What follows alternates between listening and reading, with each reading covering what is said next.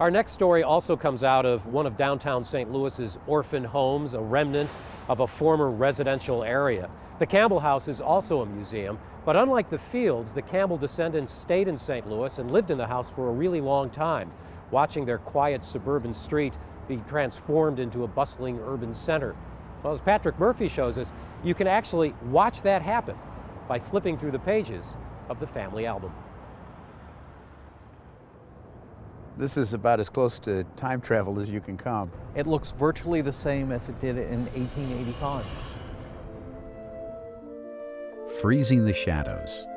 That's what they called photography when it was first invented. Holding a moment in time forever, or as close to forever as you'd need. In the early days, it was difficult and expensive, but a gentleman like Hugh Campbell, with curiosity and means, could entertain himself with this new invention and leave us a legacy of the time and place he occupied. Hugh was the son of Robert Campbell, who in 1854 bought a house on Lucas Place at 15th and Locust. Today it is the only surviving house from that era in the neighborhood, a meticulously restored time capsule of Victorian St. Louis. It was a time when photography seemed almost magical. In St. Louis, the earliest photographs are really from the 1850s. So photography in the city was only 30 years old when Hugh was shooting these full glass plate negatives. So it must have been amazing to actually look through a camera, shoot it, and then be able to keep that picture of exactly what you saw. Hugh photographed life on Locust Street in the 1880s. A neighborhood that even then was in transition from suburban elegance to inner city decay. When this neighborhood was laid out, it was the suburbs. And you can see through the photographs the development of the city around it as the city grew up around what was a planned private suburban neighborhood.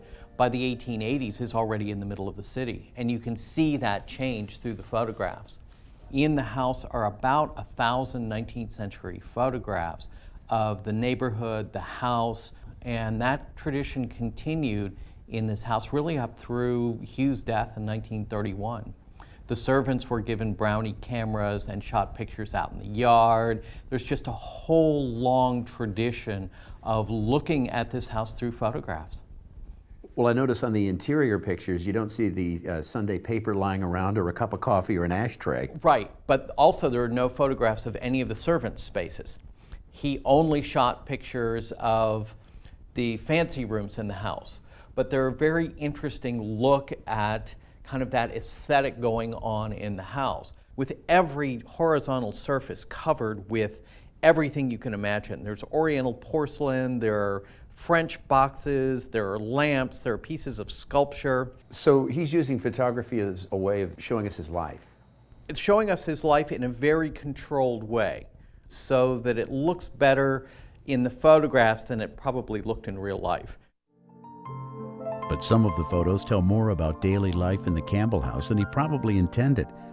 A shot from the parlor into the hallway revealing cracks in the wall. A photo from the master bedroom with a dead plant on a fur-covered trunk. All of the photographs at that point were shot on glass plates that were negatives and then printed from there. This is an example of a glass plate negative. On one side would be the emulsion, which would be silver nitrate. On the other side is just the polished surface of the glass. And they would print from it just like a regular negative is printed from today. And this is a photograph from that plate.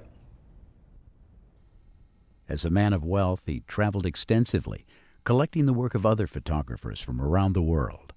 There are American Indians, there are actresses, there are views of places they visited in Europe. This is actually San Moritz. So there are 18 travel albums like this of photographs taken by some of the best photographers in Europe and the Middle East at the time. Hugh Campbell was fascinated by the notion of capturing an instant to keep and revisit. Today we can walk the same streets, stand in the same spots, and see his world and ours at the same time.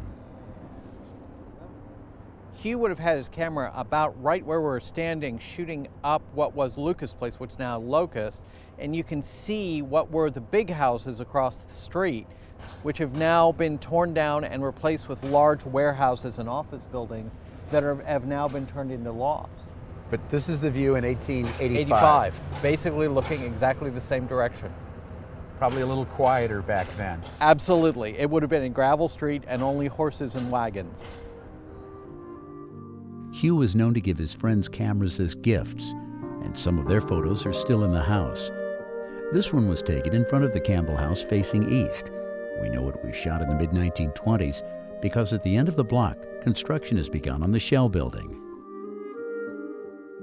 Hugh Campbell's photos were almost lost forever. 60 of them were recovered from a dumpster in the mid-70s. Several albums sat in the bottom of an old armoire for decades before they were retrieved. I think the legacy of the photographs really is that it helps people understand where they are in this place over a very long stretch of time, how we came to be who we are, where we are. They give us a chance to see and be part of an environment that basically disappeared over 100 years ago.